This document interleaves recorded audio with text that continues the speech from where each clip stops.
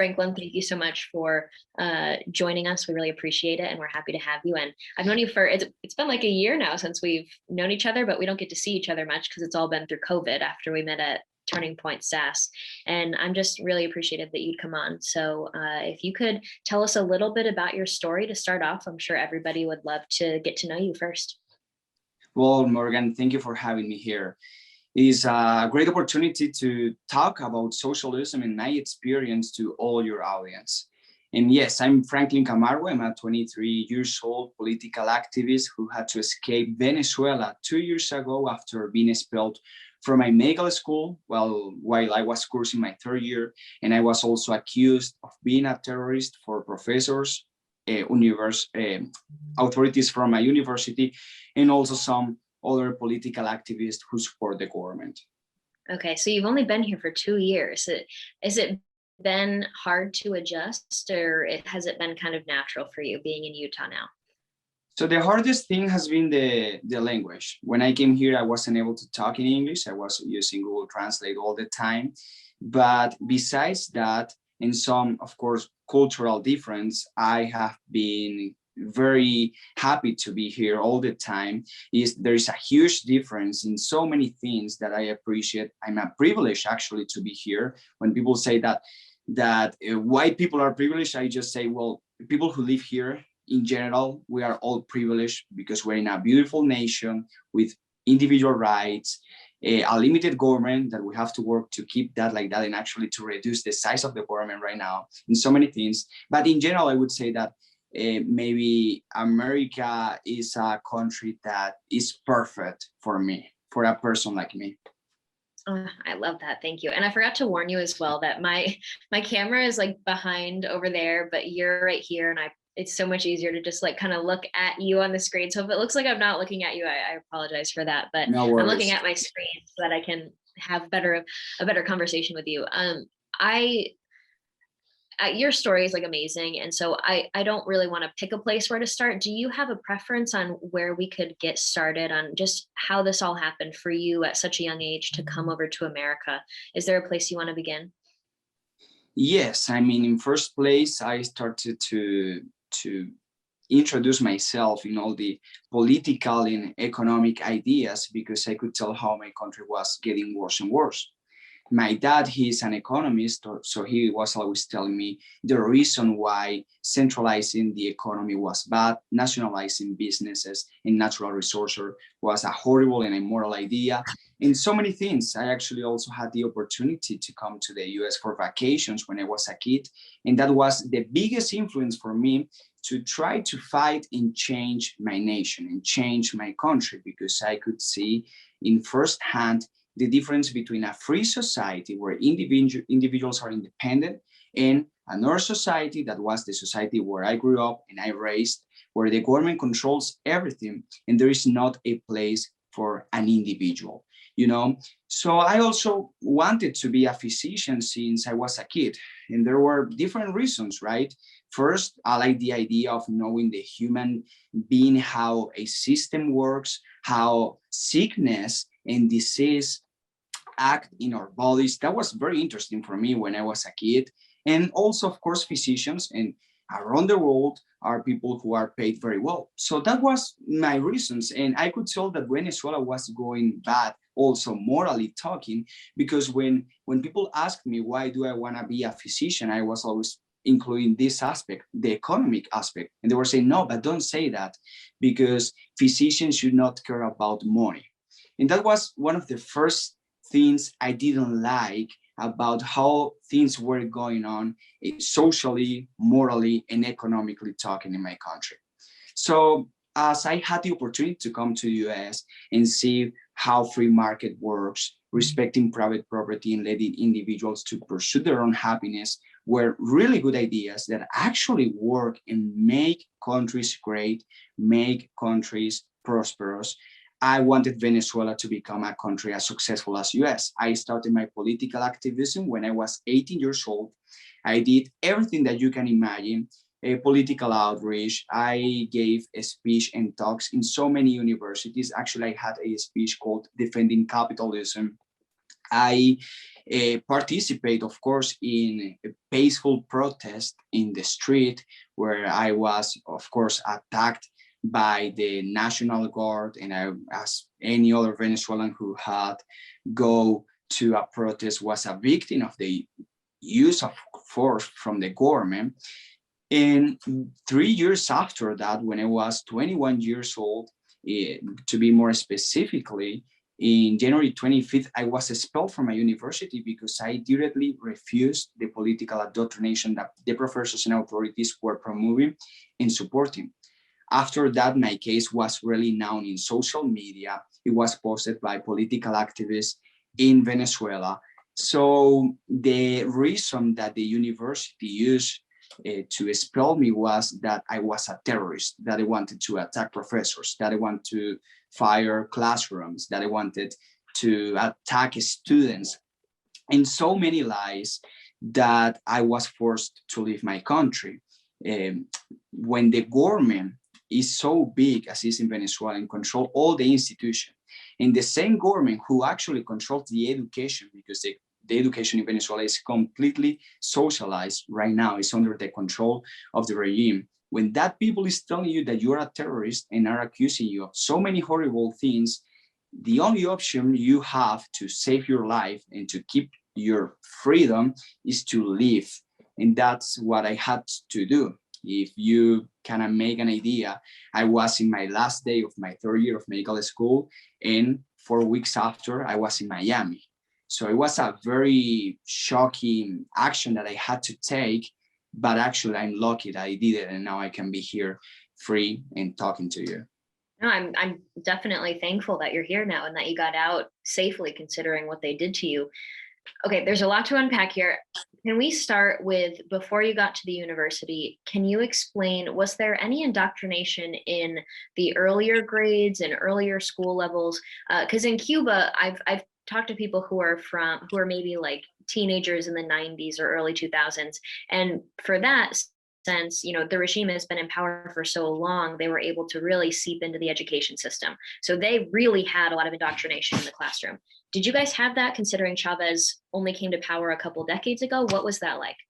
So that's very common in Venezuela as well. I think any socialist regime needs to indoctrinate the next generations. That's the only way you can control them, right? Even when the country is destroyed, they are going to obey because they have been taught that they have to do that. So to make you an idea, Chavez applied something constitutionally, of course, because they changed the constitution, that was the Decree 1011, who allowed the government to regulate with supervisors what professors were teaching. So with these supervisors, the government of Venezuela has been regulating what professors teach, and they can basically fire any professors if they don't like what they are teaching. So in my personal case, I studied in a private high school.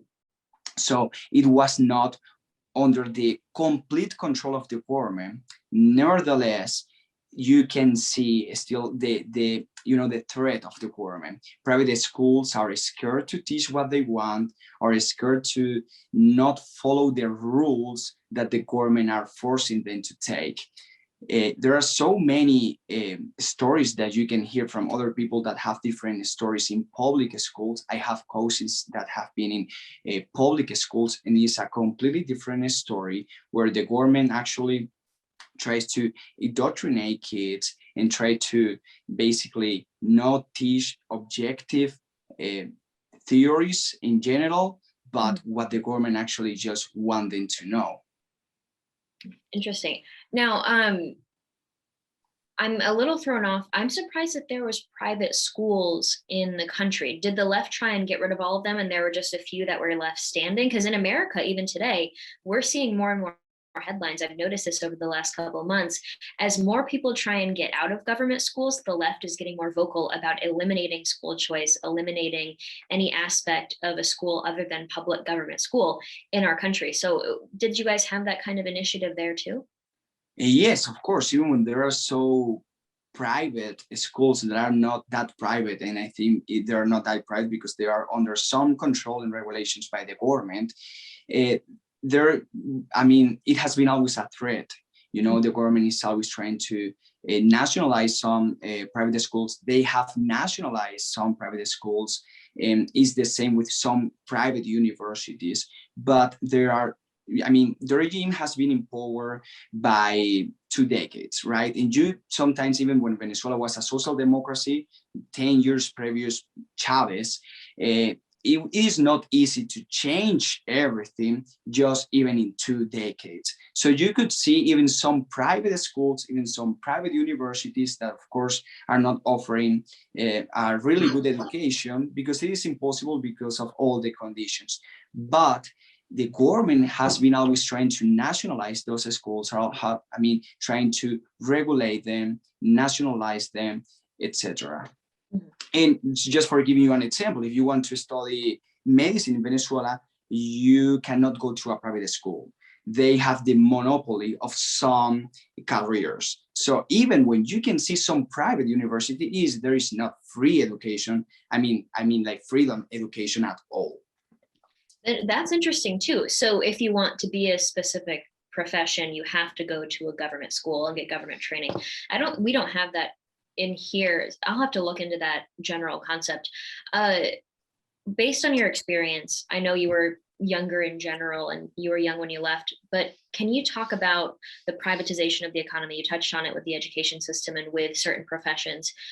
Can you explain, because there's a lot of people out there, especially that lean left or that have heard the lies of the left, and they'll tell me and they'll tell you that Venezuela is a private economy, they are capitalist. Can you explain what that means? Because I try and let them know that once the regime is in power, they basically put people at the heads of companies. So then they can technically say they're private, but in reality, they're just run by the buddies of the regime. So it's in name only. If you could talk a little bit about that from your actual experience. Yes, of course, Morgan. So this is a problem that we have here in America. Most of socialists, who are actually very young people, don't know what really socialism is. And I'm not talking just about the results. I'm talking about the theory that they say that is beautiful and amazing. I'm talking that they don't know what even the theory is. And I'm saying this because actually Reason Foundation did a poll and they determined that 60% of those millennials socialists, just 60% are capable to define socialism as government's ownership of the means of production. So we're talking that the vast majority of those who identify themselves as socialists don't even know what socialism is.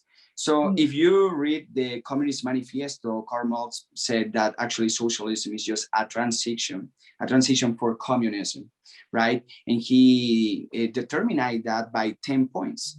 If we see what the Chavismo has made for the last 2 decades, we could see that they have achieved at least 7 of those 10 points in the Communist Manifesto. They have a central bank, they have nationalized private banks, they have a huge public education that is under the control of the regime, same with healthcare. They have a public nationalized transportation, and so many other points that actually Marx talked about.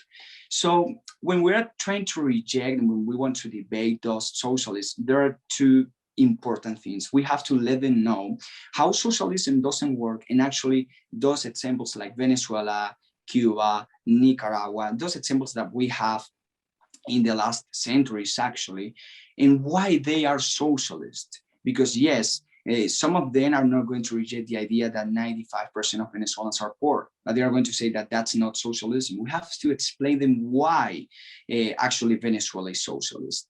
And if we see actually the free economic index, Venezuela is the second least free economy in the world. Just Hong Kong has a least free economy. So they are not right to have private property. If you have like a business is under the control of the regime, they are going to regulate your prices. They are going to regulate what you produce, how you produce it, when you produce it. They are going to regulate the amount of what you produce. They are going to regulate how much you buy, at what price, in what places. So there is not a free economic at all. Also, if we talk about natural resources, they are all nationalized. Public service, I mean, there is not private electricity, there is not private internet. I mean, is everything under the control of the regime. And what is that? Is socialism.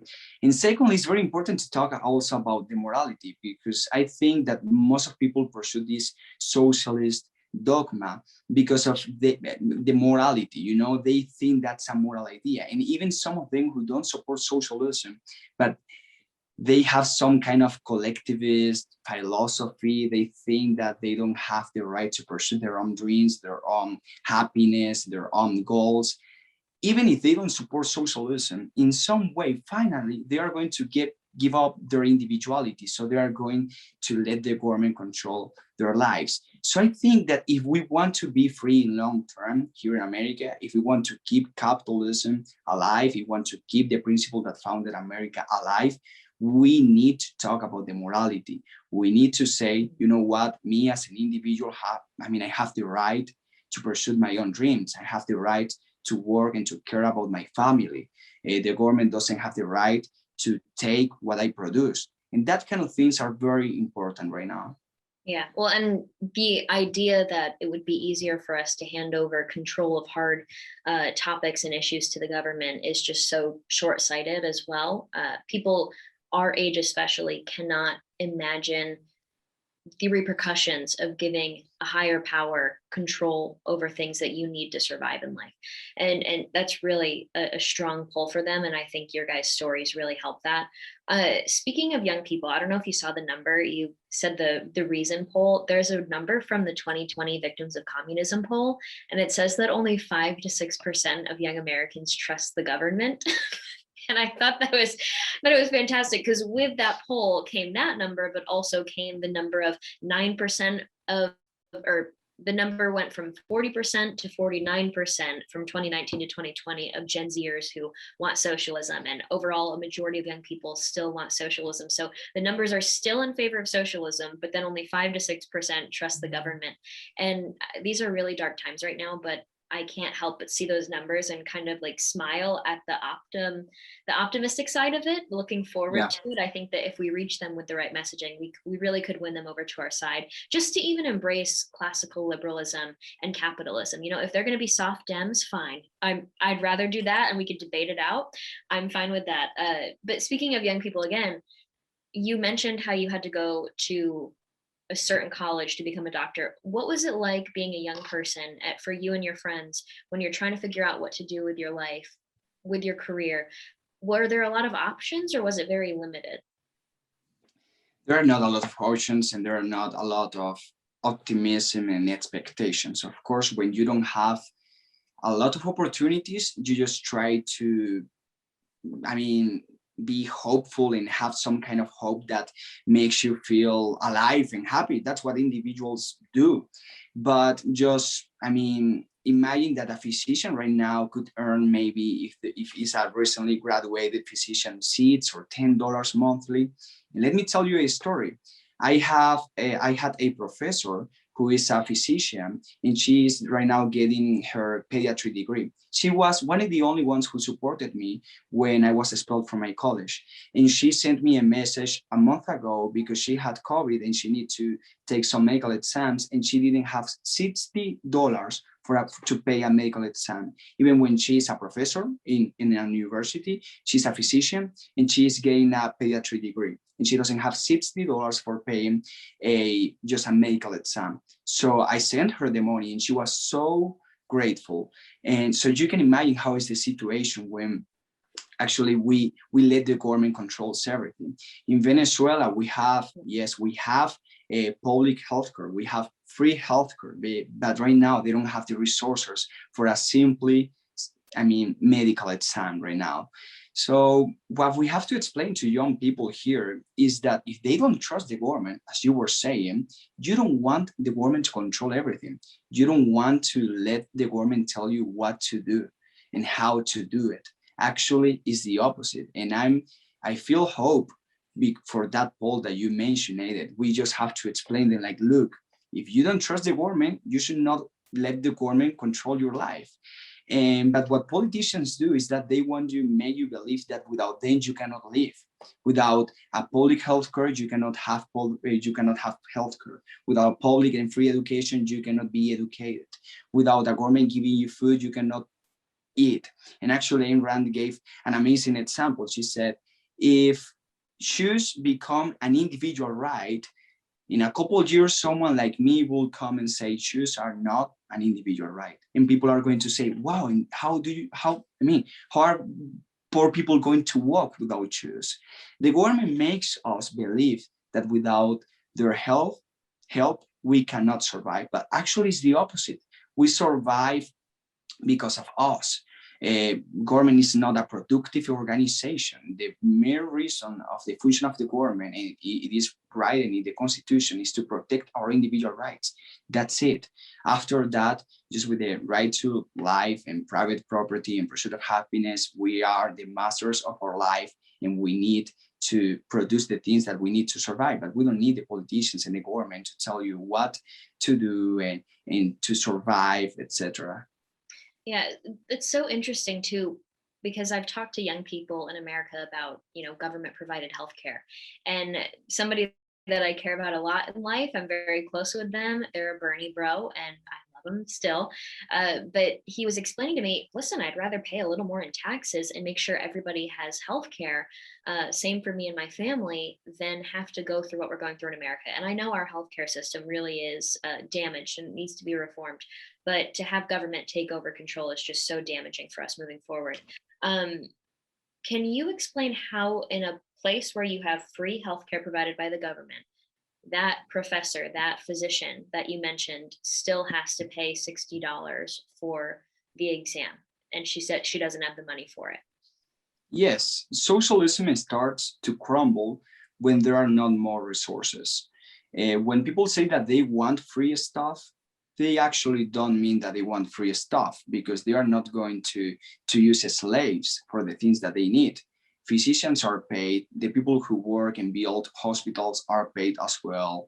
I mean, everything needs to be created and produced. That's how life works, fortunately, actually. So what they mean is that they want someone else to pay that. The problem is that when you have a government so big that is taking resources for those who produce to give them to those who don't produce, the system collapses. Sooner or later, is going to collapse, because there will be two ways. Or the people who produce are going to stop producing, or the people who produce are going to leave the country. And that's what happened in Venezuela. So when there are not more resources to use for all the welfare state that they built, the system collapses. And right now in Venezuela, I mean, it is hard to find a mask. It is hard to find an ibuprofen. It is hard to survive for very basic disease, because the government controls everything. The government destroyed the production, the government collapsed and doesn't have money, and now they don't have a way to pay for all the things that they were offering for years. So I see. In Venezuela, in any kind of socialist nation, they did not increase our life standard, our life capacity, our resources, our wealth. What they increased was their power. And that's what really matters. They did not increase our capacities, our wealth. They increased their power. And when it's too late, you figure out that you cannot remove them. Yeah. Okay. So that makes more sense, especially for the listeners, because that's such a misconception in America today, is if we just let the government take care of it, we just pay a little bit more in taxes and everything will be smooth sailing. But there's so much more to the story there. Let's get back to your story about you went to college to become a physician. How was that? Let's just start there. Well, the education in Venezuela right now is a mess. Professors are not paid, or those who are paid, because our lucky, are paid very bad. The only reason why they teach is, first, because they love teaching, or second, because they want to get some experience and a good resume. That's are the only reasons. So when you are in a place, you are going to receive some kind of education, and that college or university doesn't even have the money to pay the professors. You can imagine how things are going on. But the thing is that when socialist governments are offering you public education and they are promoting these ideas, it's because they want to have the opportunity to teach the next generations, which means more power, more indoctrination, and destroy the individual and just build a number of individuals who are going to follow and obey without any kind of objective knowledge. So the education was a mess. The classroom, all the infrastructure was a mess as well. The education was destroyed in Venezuela. Decades ago, it was a really good education. We could see people from South America going to Venezuela to receive good education. But right now, professionals are not going to be really prepared to be, you know, a really great physician or a really great scientist, because the government controls everything. We have to understand that when the government is in you know, take the responsibility to educate, they are not going to have economically or education goals. They are going to have political goals. And when they have political goals, they just are interested about, you know, getting more votes and more support, but not about the things that are important in education. Mm-hmm. So you had your speech, right? The benefits of capitalism. Did you start giving that when you were still in college as a student? Yes, I never did it in my college because actually my university was one of the most radical lefty under the control of the regime. And actually it wasn't a good idea, of course, because I was going there daily. So if I gave a speech there, it was going to be more dangerous for me. However, yes, I started in 2019, like 7 months before being expelled, to travel to some states to offer this talk and speech to some other universities, which was an amazing experience. Was it an underground meeting, or how did you get away with this in such a dangerous environment? So I was in a political party, right, called Venezuela, who is the only non-socialist political party in my country. And well, even when it's not a legally talking a political party, because the government doesn't allow it to be in elections for obvious reasons. Really? Yes. So, you know, so throughout this organization who really knows how to do everything and be like safely, I could go throughout all of this and give all the talks that are not very public, I must say. It's not that you are making like a campaign for 2 weeks saying that I'm going to be there at this time and give my speech, but is yeah, like underground with members of the political party who invite friends and people that they know, so you can have a group and talk about that in a, I won't say safely way, like a safe way, but not that dangerous as you would do it like in an extremely public way. So you weren't like making social media graphics, like say we're gonna be yeah, no, not like a flyer, exactly, not like a flyer with place and time and everything. That's how you did it. It makes sense that that's what you would be having to do. Yes. So you literally like got all the way through school, right? And then right at the end, you stood up to the professor. Can we hear that story? Because I love it.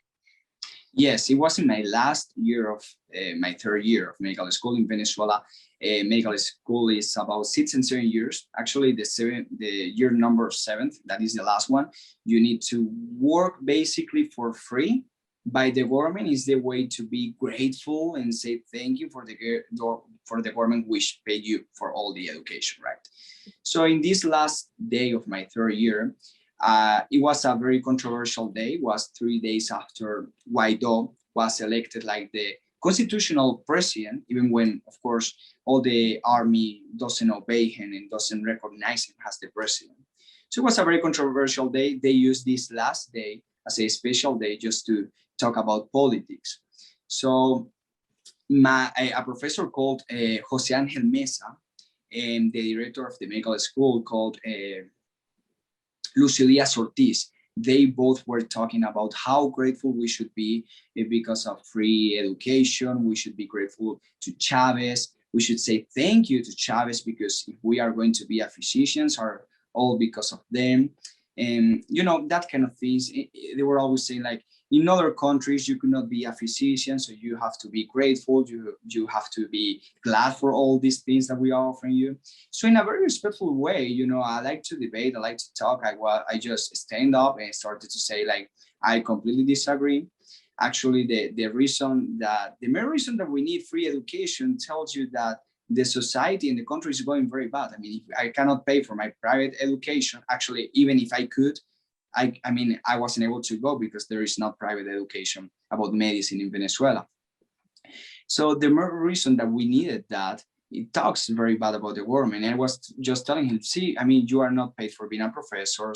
It's just, see, all these classrooms are a mess. So he got really mad. I was very respectful, or that's what I think, I guess. But he got really mad. He basically took me and sent me to the director's office, and they were talking to me. They were yelling at me, actually, very mad. And I always remember one of the phrases that the director told me. He said, this is a Chavista and revolutionary university. If you don't like it, go to Harvard. He said that, and they expelled me. They just did that. They said, you are expelled, don't come back again. Actually, I came back a couple hours after, and I just went to the director's office, and I told him, like, okay, I'm expelled, but just give me like like something that I can read and I can see the reason why you are expelling me. And he said, I'm not going to give you everything. And if you don't leave right now, I'm going to call the security, the security, the kind of security that the university has, that of course he means people who maybe were going to take me to jail or something like that. So after that, I went home. I was really scared, but things actually became worse after that. Days after, when my case was really known, it actually was stuck in the Inter-American Commission of Human Rights. So it was a very known case for a while. And then is where actually started my life being in danger, because they started to argue that the reason why I was expelled is because I wanted to fire my classrooms. I wanted to attack students. I wanted to attack professors, authorities. I was disrespectful, and all these things that put my life in dangers. Yeah. Now this is all because you just spoke out against what they were saying about the Chavez regime? Yes, I had problems in the past with the same authorities in my first year of medical school because of all my political activism, but I was very careful when I was there in that place, because I knew that there my life was more in danger. However, I just did that, and I was expelled from my college. And what happened after that was, even worse. I think when you first told me the story, did you say something about how they would be like, oh, the people that dare to leave and go to America just end up cleaning toilets and yes. Yeah, I think so in all the in all the discussion, in the debate, where he was saying, like, yes, in other countries you could not go to college, and actually he was also saying, because around 5 million of Venezuelans, our population is about 3 million, and about 5 millions has escaped Venezuela. They had gone to some countries in South America, Europe, or United States of America here. And he was saying, like, yes, those Venezuelans are just going to USA to, clean houses or bathrooms, and they don't take the opportunity to be physicians here. They are just so hypocrites, or they hate Venezuela and that kind of stuff. And actually, that's a very sensitive topic for me, because at that moment I had, of course, some family that was in South America or was in Europe, or even a very sensitive case for me, because even when my dad is an economist, he was not doing well anymore. And I could know that my dad could go and could do so much better cleaning bathrooms here in America than as an economist and a businessman in Venezuela. So it was a very sensitive argument for me that I got really mad, but I was always respectful. But you can see just how hypocrite socialists are, because they are telling you that, they are for the people, for the hard worker. But when it's about someone that they disagree or they don't like, they're always going to discriminate you.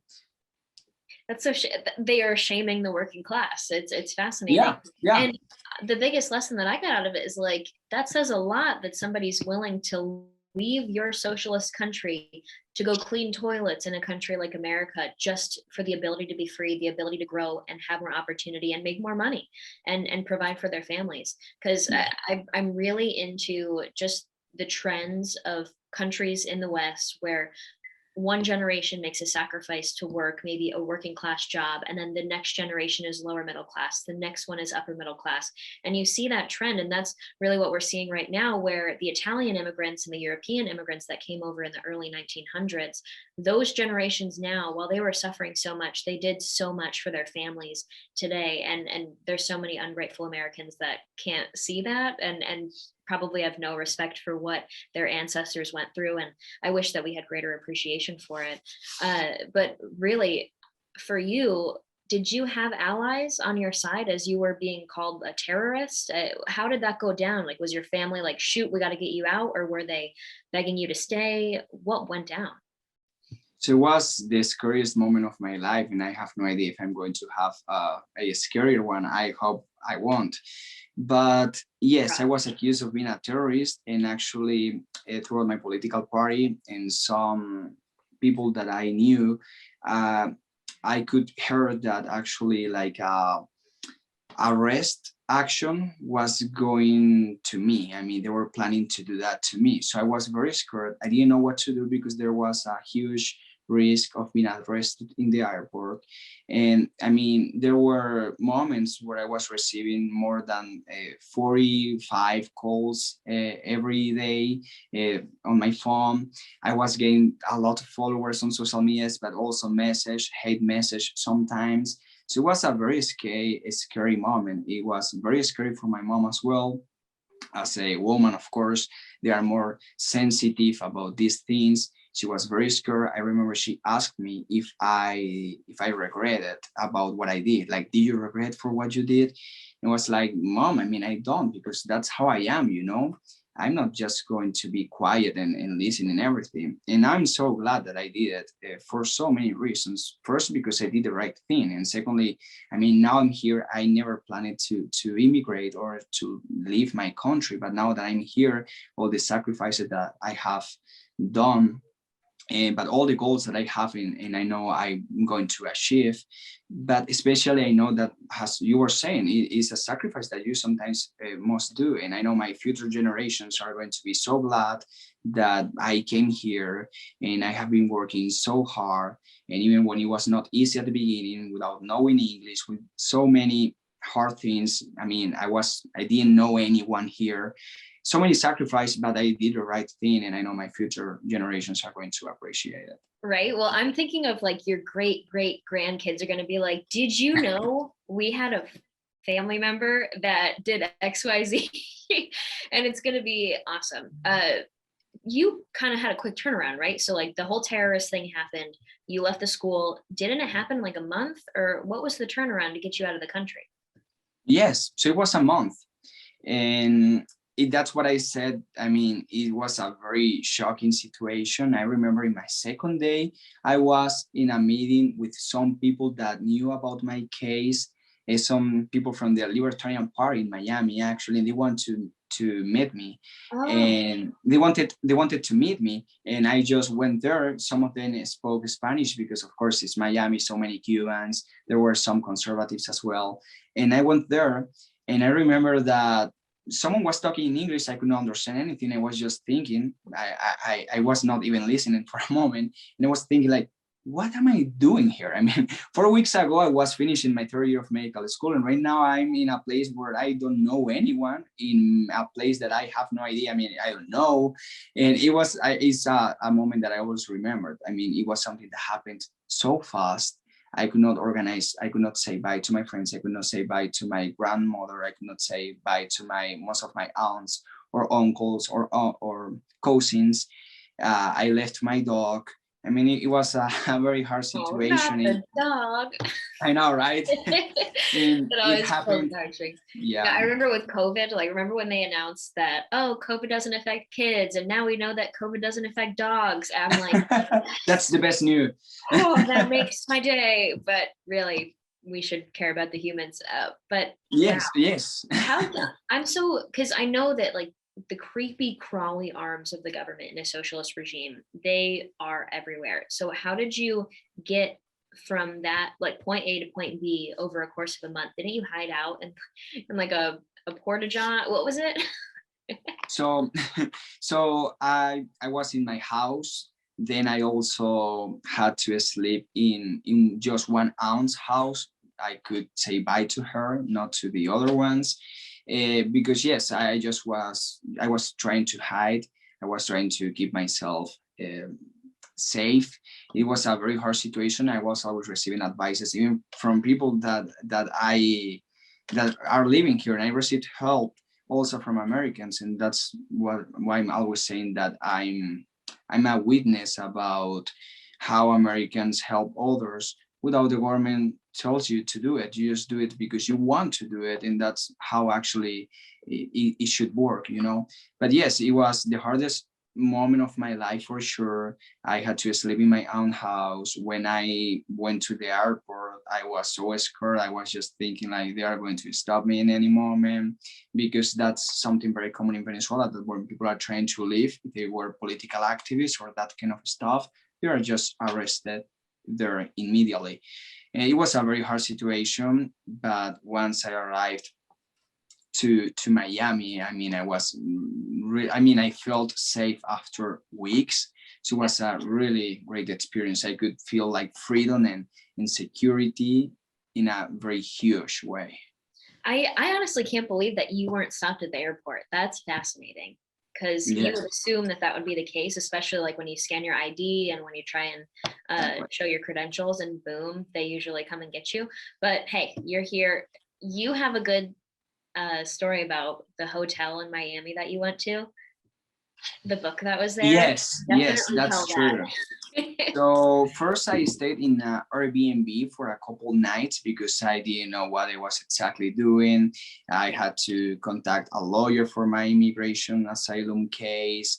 I met some people, but in all the process to figure out what to do, where to live, etc., I was staying at Airbnb.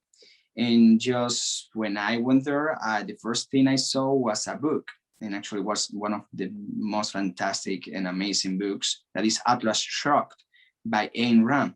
There is so difficult to find people who know Ayn Rand in Venezuela. There is almost impossible to find a book of Ayn Rand in Venezuela.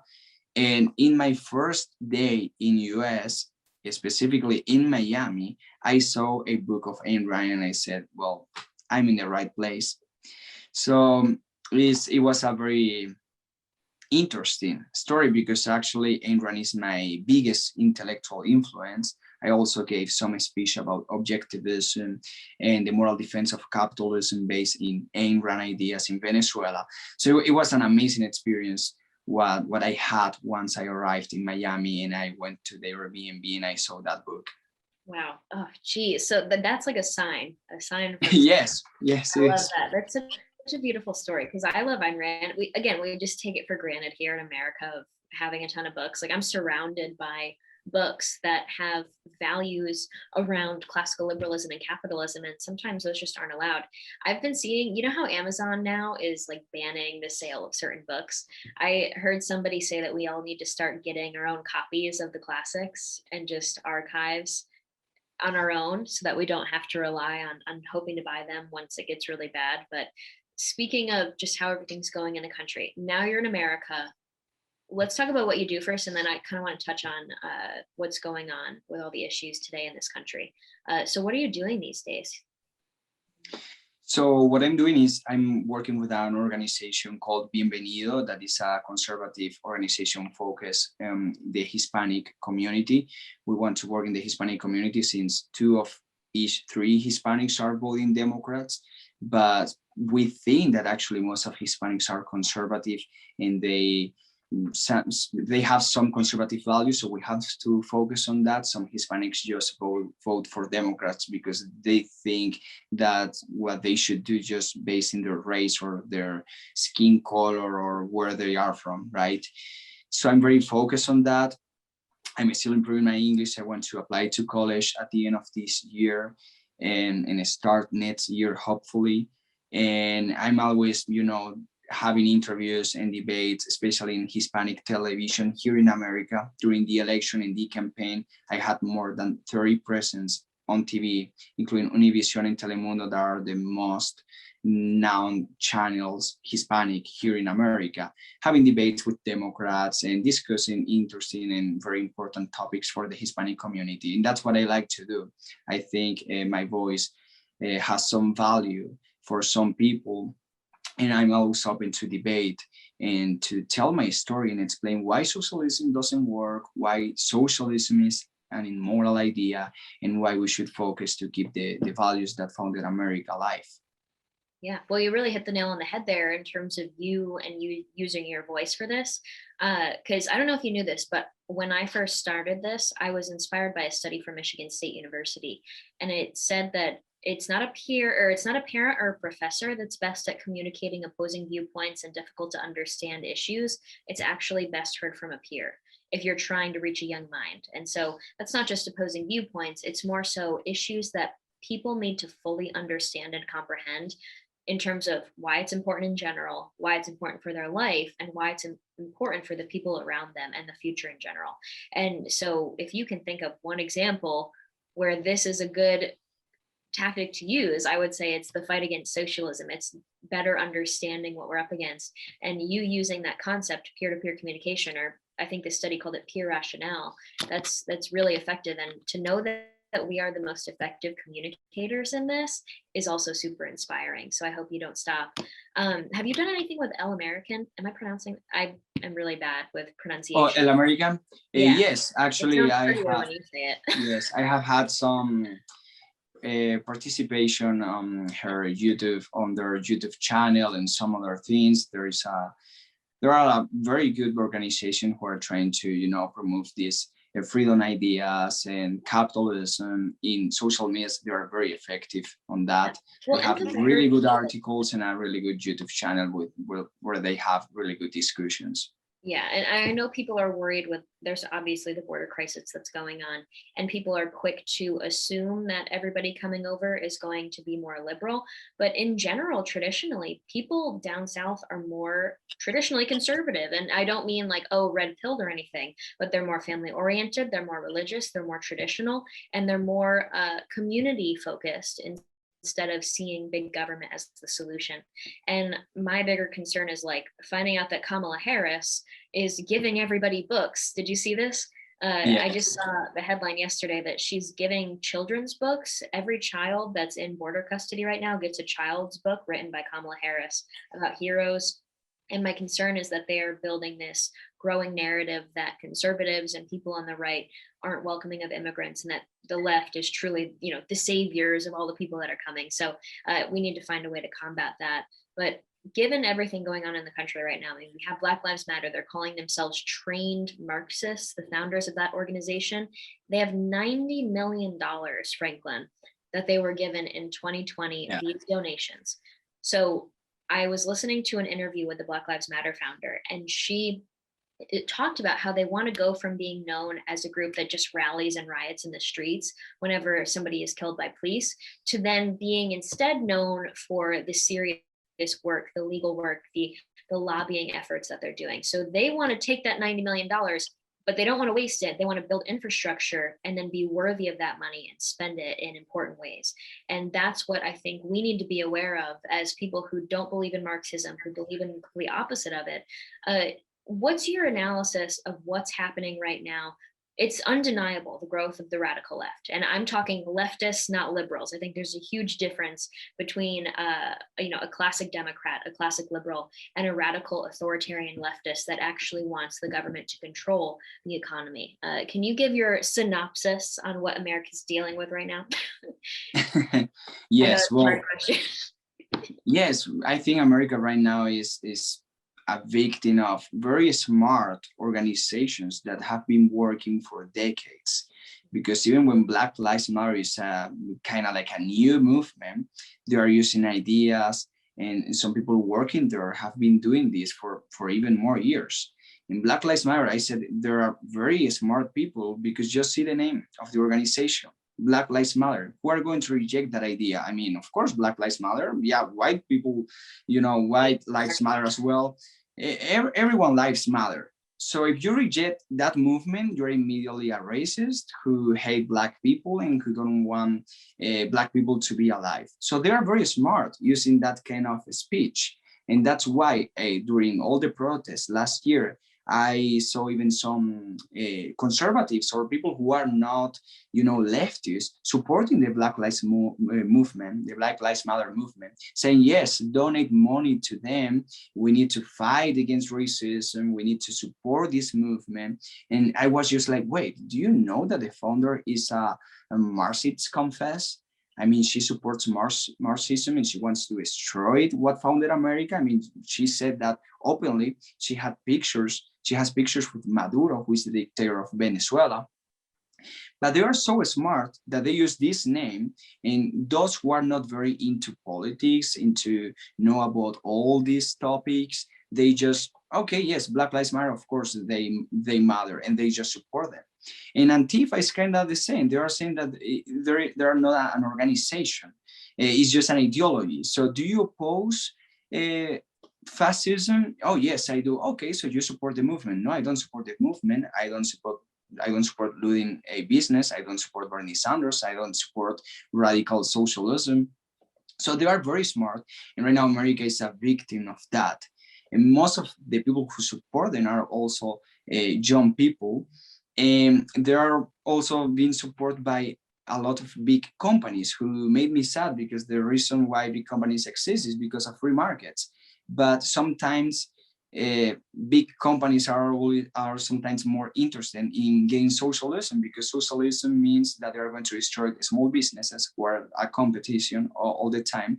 They are going to give some privilege. So it happens in the same in Venezuela. Some monopolies were created by the government. So those businesses, wanted socialism because they knew they were going to have some privilege by the government. What big companies sometimes don't think about is that at the end, they're also going to be destroyed.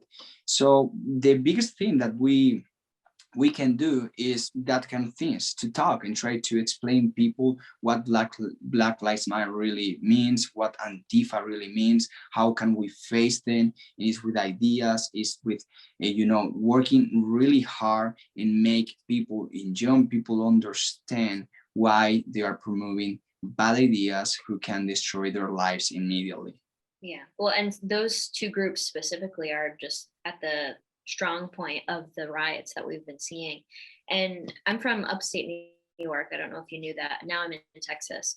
But what really caught my eye is, of course, you had the riots and everything last year after George Floyd. And so many people in America were just kind of assuming that the riots were just people who got a little too passionate when they were out peacefully protesting and things got a little crazy. When in reality, people like you and I are fully aware that these are well-funded, well-organized groups that are just waiting for moments of chaos to go riot in the streets with a justifiable reason. And I'm from upstate New York, and I was paying attention specifically to the local videos, because there were videos all over the place of different situations happening at night, of restaurateurs being attacked and stuff like that. And for us, there's downtown Saratoga Springs and Black Lives Matter people. This was kind of towards the end of the riot season, if we want to call it that, where tensions were dying down for the George Floyd thing, but they really needed to find justifiable reasons for why they could keep getting aggressive in the streets. And so I saw a video of Black Lives Matter people screaming at restaurant attendees, and they're just eating outside, and they're saying, "Say his name, Daryl Mount, say his name, Daryl Mount," and they're all doing their usual stuff. And I'm like, who the heck is Daryl Mount? So I look it up. I kid you not, Franklin. The guy died in 2013, and it was because he had the police called on him for assaulting a woman. He ran away from the police. He ran onto construction scaffolding, and he ran off of it and died. And his death was ruled an accident because he was being chased by the police and he fell off construction scaffolding after, again, assaulting a woman and having the police called on him. And so now they're using a 2013 accident as the reason for going and terrorizing people eating at a restaurant outdoors in the summer. They're just searching for opportunities. And I think that's what we're going to see moving forward is the local chapters of Antifa and Black Lives Matter. They're either going to wait for moments to continue to happen in, live action time in their community where they can freak out about it, or they're just going to go through the record books and find semi-justifiable reasons to complain and to riot, but they have a ton of money and they are ready and willing and fighting. And so I don't think they're just going to focus on, having more organized protests with all this money they have. I think it's going to be things like education reform. They're going to try and get their 1619 project pushed in, and they're going to try and do a critical race theory in all the schools. It's going to be more of like a local school district by school district effort that we've seen a little bit so far. But Antifa, I'm really interested in this. You told me a little bit about this the last time we talked. The Chavistas are similar to Antifa. Am I right on that? Where the Chavistas used to be this like grassroots terrorizing group, and then they became basically like paid police once the lefties got in power. I see that a lot with Antifa these days. The more violent and aggressive they get, it's almost like we're living in a police state, especially in places like Portland. But the police are the black bloc people. If you could talk about that a little bit. Oh yes, of course. Well, I mean, what we are seeing is just horrible, and it's the same strategy that the left applied in each country, and it was the same in Venezuela. The left before taking the control of the power, they were also protesting and organizing some movements for some good fights, and that's some good fights, of course. And that's what the left is doing right now here in America. And when I see Black Lives Matter, who are even so much more radical than Joe Biden, I would say even Kamala Harris. And what maybe we could see in the next years is that some Democrat candidates are going to receive a lot of money from those movements in order to put them in control of power, and they can apply the actions that actually Black Lives Matter. Actually, we have seen how Black Lives Matter is trying to criticize Biden, who of course I don't support at all either, but they are doing it because they are even more socialist, they are even more radical than Joe Biden. And it's the same with Antifa. And they are very smart groups, and that's why we have to be very concerned. The left is smart in what they have to do. In what they want to do. We don't have to take things for granted. And those movements are working very hard and are working daily to try to take the control, and are not because they are wrong and they have, a good purpose or like a good goal. No, it's because they want control. They want to try to indoctrinate people. They want to play in the feeling of guilt. They want people to feel bad because of their skin color, because, how good your parents have been or not, and that kind of things. And actually, I have seen the same. That's why I'm very sad in some Hispanic community. During the campaign that I was doing a lot of debates on TV and Hispanic TV, I received some racist message from Hispanics saying that I'm not a real Hispanic. And that's why I was supporting Donald Trump, that as I don't look like some other Hispanics or the majority of Hispanics, I'm a fake Hispanic who is playing just with my white privilege, That's what a lot of people on the left, I've seen them attack you guys for your skin color, even though you're Venezuelan. You came from there, and they do the same thing with the Cubans as well. They say that it was justified. They say some really gross stuff. I don't know if you've seen it, saying like, oh, they deserved it. They were just rich landowners. Like, oh, yes. In Cuba, they deserve to have their land taken. They stole it anyways. And they always bring up their race as if it's justified because you guys have lighter skin color, when if you did that against them, they would freak out. Yes, they are obsessed with race. They're always talking about that, and that's what they just matter. And I'm sad because of that, because some Hispanic that, of course, are not a majority, but some Hispanics who have come to US to make their dreams real, provide a better life for their next generations are now trying to take the decisions, political decisions that actually destroyed their countries in first place, you know. But of course, they are a minority. But what I'm trying to say is that I mean, they're always talking about race, they're obsessed about race, and especially some white liberals, they always want to make me feel that I'm not a real Hispanic, or that I also have some kind of privilege, and that's why I don't have the right to talk in the name of what the Hispanic wants, you know, or that kind of things. And that's very sad. But they are smart. They are smart because right now, while you and I are talking, some people don't want to speak out because they are just scared of what they are going to say about them, or they think they don't have the right to say what they think just because they have that kind of privilege. That is a lie. As I told you, anyone who lives here have a privilege, you know, for all the beautiful and amazing things that we have here. I don't see any difference between you and me. I mean, if I work hard and you work hard, we both can make our dreams real, and that's what really matters. But they're always obsessed with race, they're obsessed with genders, they're obsessed with so many things because that's the way they can build an authoritarian government. No, I completely agree. Now, given all of this stuff that we kind of just discussed, it looks like America is following the steps of every other socialist or leftist country in the end. Do you have one kind of closing message or suggestion or lesson for people? Because when I talk to people, when I do speeches, when I meet people out there traveling, they all just want to know what the heck they can do at this point. They're so concerned. Do you have a lesson or a suggestion for them?